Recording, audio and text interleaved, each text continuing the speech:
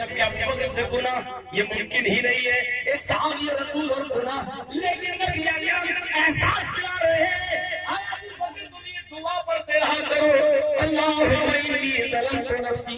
इस दुआ के तर्जुमे पर गौर करो, ऐ अल्लाह मैंने अपने नफ्स के ऊपर बहुत ही ज्यादा जुल्म किया, अल्लाहुम्मा इन्नी ज़लमतु नफ्सी, ऐ अल्लाह मैंने अपने नफ्स के ऊपर बहुत ही ज्यादा जुल्म किया, अल्लाहुम्मा इन्नी ज़लमतु नफ्सी, ऐ अल्लाह मैंने अपने नफ्स के ऊपर बहुत ही ज्यादा जुल्म किया, ज़ुल्मन कसीरा, बहुत ही ज्यादा जुल्म किया, वला यग़फ़िरुज़्ज़ुनूब इल्ला अंत, और मेरे गुनाहों को तेरे अलावा कोई माफ नहीं कर सकता, वला यग़फ़िरुज़्ज़ुनूब इल्ला अंत, और मेरे गुनाहों को तेरे अलावा कोई माफ नहीं कर सकता, फ़ग़फ़िरली मग़फ़िरतन मिन इंदिक, ऐ अल्लाह ऐ मेरे रब मेरे गुनाहों की माफ़रत फरमा दे, मुझे बख्श दे, फ़ग़फ़िरली मग़फ़िरतन मिन इंदिक, और मेरे गुनाहों को अपने रहमो करम से बख्श दे, मुझे अपने रहमो करम से माफ कर दे। ये नहीं कहा कि मेरी इबादत के बदले में बख्श दे, क्योंकि इंसान अबू बकर जानते थे कि इबादतें मैं चाहे जितनी कर लूं, लेकिन अल्लाह की रहमत के बगैर हमारी मग़फ़िरत नहीं हो सकती, मेरी जिंदगी भर की इबादतें भी मेरी मक़सद नहीं करा सकती जब तक कि अल्लाह की रहमत शामिल हाल। इन्नका अंतल गफूरुर रहीम, तू बहुत ही ज्यादा बख्शने वाला और रहम करने वाला है। गुनाह नहीं है फिर भी कह रहे अल्लाह मैंने अपने नफ्स के ऊपर बहुत बड़ा जुल्म किया। ये हमें फिक्र आखिरत याद दिलाता है। अबू बकर सिद्दीक की जिंदगी फिक्र आखिरत याद दिलाती है। एक बात बता दूं, हम और आप किसी भी चीज पर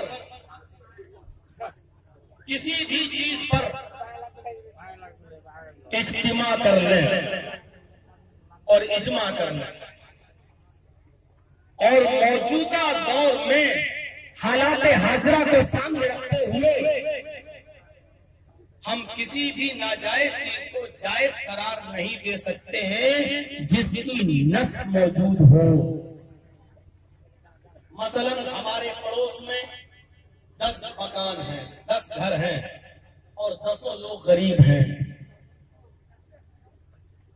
कुर्बानी का महीना आता है, कुर्बानी करने का मकसद यह है कि उसका गोश्त गरीबों में तकसीम किया जाए।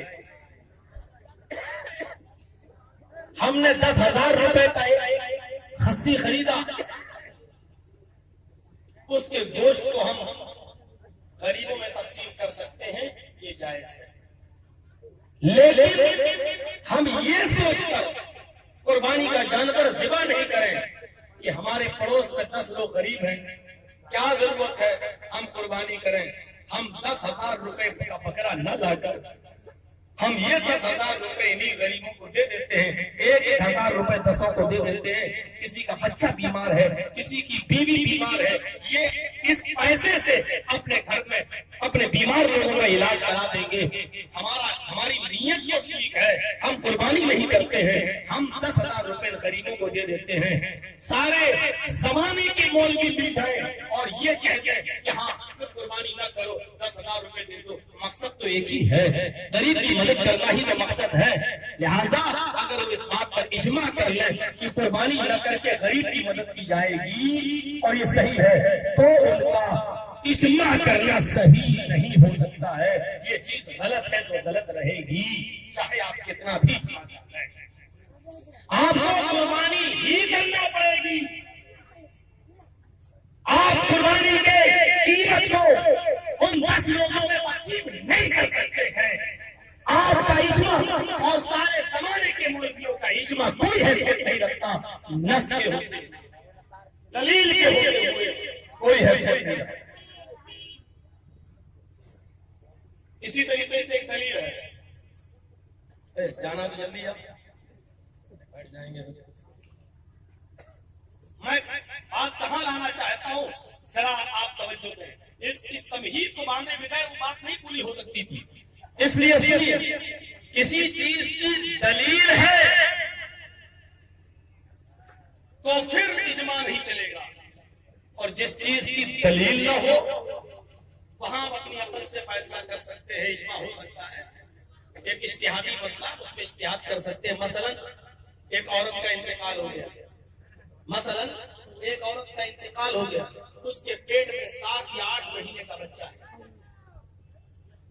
इंतकाल होने के बाद पेट के बच्चे की हरकत हो रही है, पेट में बच्चा हरकत कर रहा है, और आपको मालूम है कि अभी फौरन अगर इस औरत के कोख या पेट के किसी हिस्से को चाक करके इस बच्चे को जिंदा निकाला जा सकता है, तो ऐसी सूरत में आप क्या करेंगे?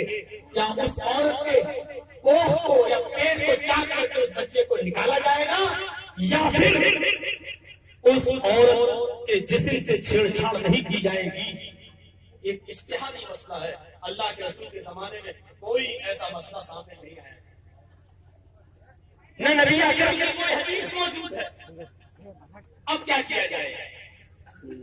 ऐसी सूरत में इज्तिहाद ये बताता है कि जिसने किसी एक इंसान को बचाया, उसने सारी इंसानियत को बचाया। अगर जल्दी उस औरत के पेट को चाक करके बच्चे को निकाला जा सकता है, तो ऐसी सूरत में उस मरी हुई औरत के पेट को फाड़कर, उसके थोड़े से हिस्से को फाड़कर उस बच्चे को जिंदा निकाला जाना मुमकिन हो तो उसको निकाला जाएगा, और निकालने के बाद जाके देकर उस औरत को दफन कर दिया जाएगा। अब सवाल ये पैदा होता है कि अल्लाह के रसूल की हदीस मौजूद है, लाश का मसला मत करो, लाश को छेड़ो नहीं, लाश को छेड़ो नहीं, लेकिन यहाँ तो लाश की छेड़छाड़ हो रही है। तो इस छेड़छाड़ को हम पोस्टमार्टम के ऊपर डिपेंड करेंगे। जैसे गवर्नमेंट कानून बनाती है, आपका एक्सीडेंट हुआ है, आप उसको बगैर पोस्टमार्टम रिपोर्ट आने के आप उसको दफन नहीं कर सकते हैं। आप एफआईआर दर्ज कराइए कि मेरे भाई को जहर देके मारा गया, तो उसका पोस्टमार्टम होगा। वो छेड़खानी हो रही है उस पोस्टमार्टम में उस लाश के साथ, लिहाजा पोस्टमार्टम को इस्लाम जायज करार देता है। तो यहाँ एक इंसान की जान बचाने के लिए, एक लड़के की जान बचाने के लिए, पेट के बच्चे की जान बचाने के लिए थोड़ा सा पेट में चीरा लगाकर पेट फाड़ कर उस बच्चे को निकालने की भी इजाजत इज्तिहादी मसला है। हालांकि यहाँ पर बड़े बड़े इमामों ने इख्तिलाफ किया है। अबू हनीफा रहमतुल्लाह अलैह फरमाते हैं नहीं, उस औरत को उस वक्त तक दफन नहीं किया जाएगा जब तक कि वो बच्चा उस औरत के पेट में मर न जाए। जब बच्चा पेट में मर जाए तभी उसको दफन किया जाएगा।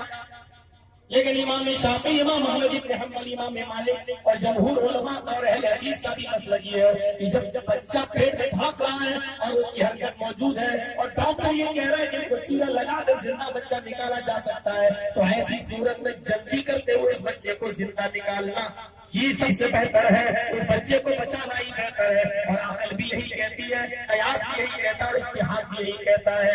तो मेरे भाई, उस बच्चे को निकाला जाएगा।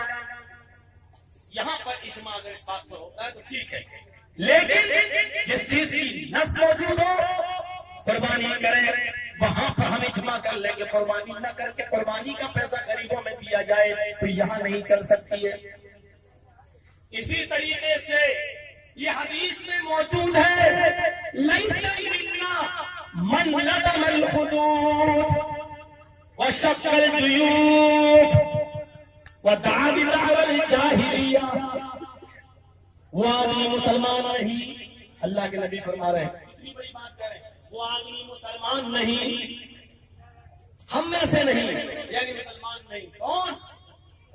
मल्लतबल हुदूद, जो अपने चेहरे नोचे, किसी के मर जाने के बाद बाल नोचे, चेहरे पे थप्पड़ मारे, और अपने गरीबानों को चाक करे, फाड़े अपने कपड़े, हूं तुम तो चले गए। औरतें रोती ना अपने बच्चों में, खिलौना कौन खिलाएगा, क्या होगा, सब्जी कौन, ध्यान कर करके जो रोती है। अल्लाह के नबी फरमाते वो मुसलमान नहीं, वो हम में से नहीं, जो अपने गरीबानों को चाक करे, अपने चेहरों को नोचे, अपने बालों को नोचे।